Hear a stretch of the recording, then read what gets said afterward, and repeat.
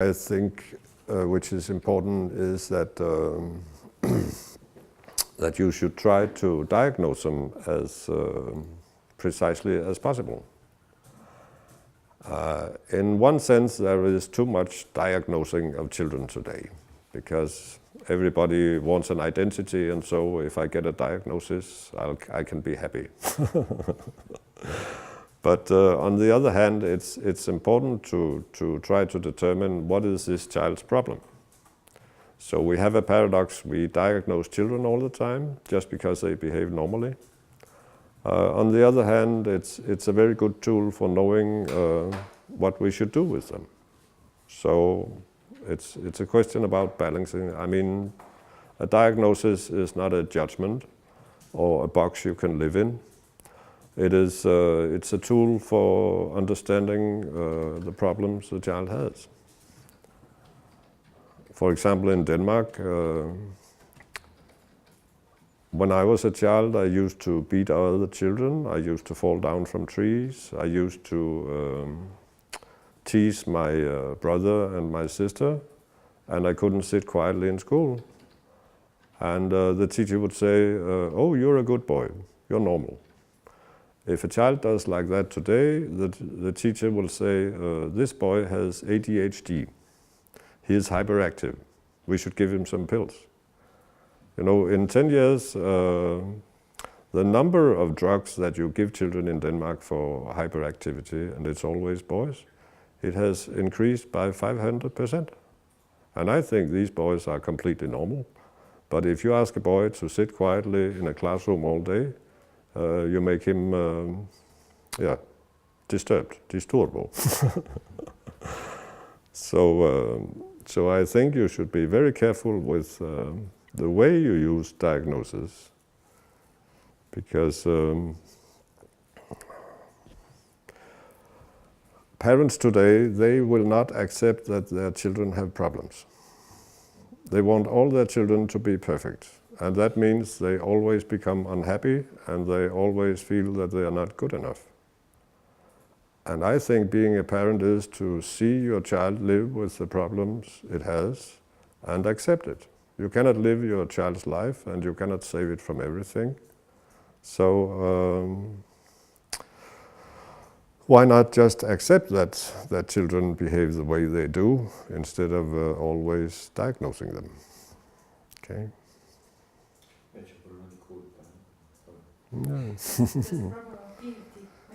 Yes, but that's a very new phenomenon that... They think that they are guilty, and so they try to diagnose. Today parents say they feel guilty.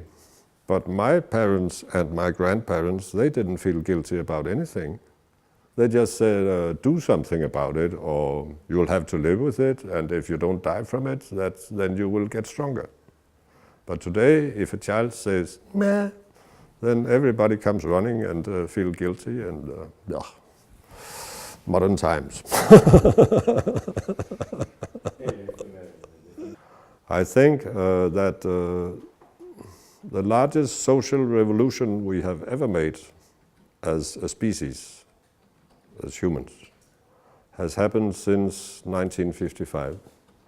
Because when I was a child, there were many children in the families, and the mothers were always at home. And in 20 or 30 years, the mothers have disappeared from the family.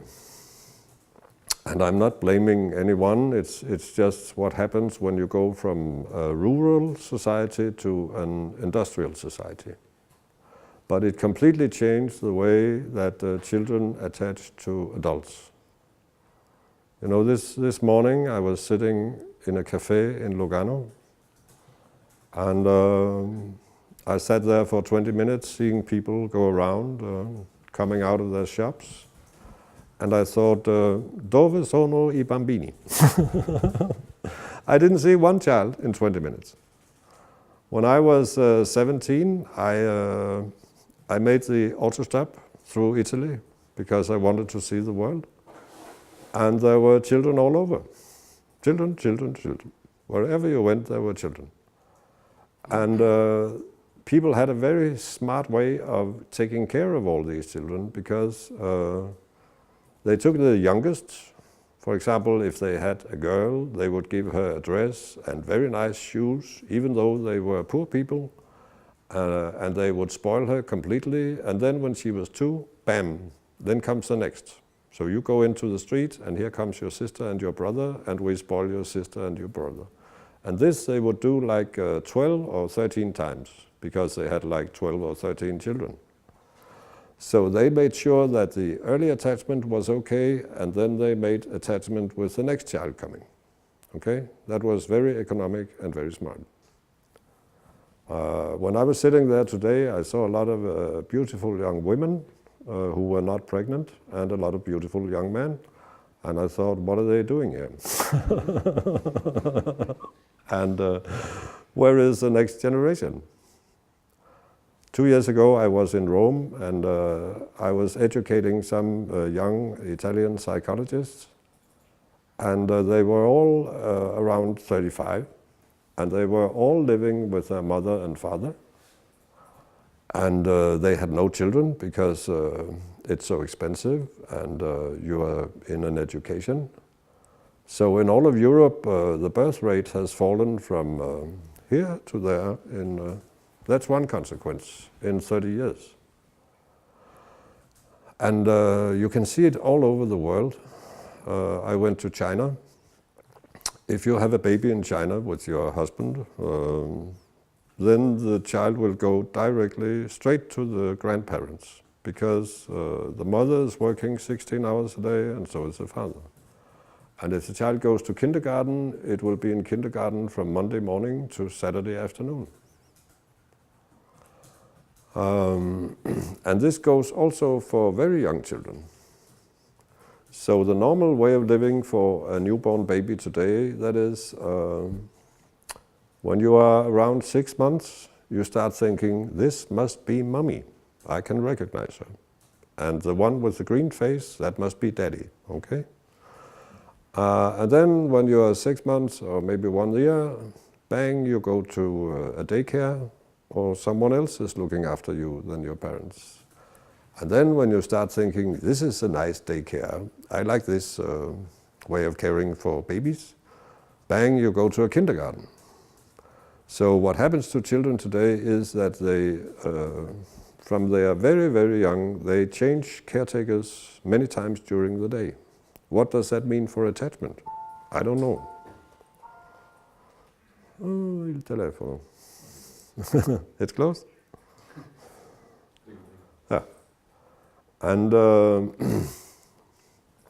what you also see is that a child has many caretakers from a very early age. What will happen to attachment? That's, I just wonder. I don't know if you can attach to adults in that way. What you also see is that in preschool, when I was a child, you always belong to the same group, because I was a member of an experimental group called the Children in This Road. Okay? So there were children between 2 and 16, and they were completely without grown-ups all day long, and we did a lot of experiments, sexual experiments. We used to, when we were 4 years old, we would lie down at the railway, and then we would say, who can run to the opposite side? And the one who runs first, he's not so cool, because the one who can wait the longest is very cool. And we did that from age 4 or 5. That's a very good training in impulse control. And today you see children, they change caretakers all day. In Denmark, 40% of the parents are also divorced. So you have Christmas in 2 different places, you have Easter in 2 different places, and you change groups all day long. When I was a child, we belonged to the same group for years. I grew up with certain people who lived in that road, and I still see them sometimes. But today you go from one group to another. Every time you get 1 year older, you change groups, and you change adults. So I think a lot of child problems grow out of this. When I was a child, the usual problem for children was that they felt guilty all the time, and they were scolded, and their parents would beat them. So they felt guilty, and they were afraid of unfolding themselves.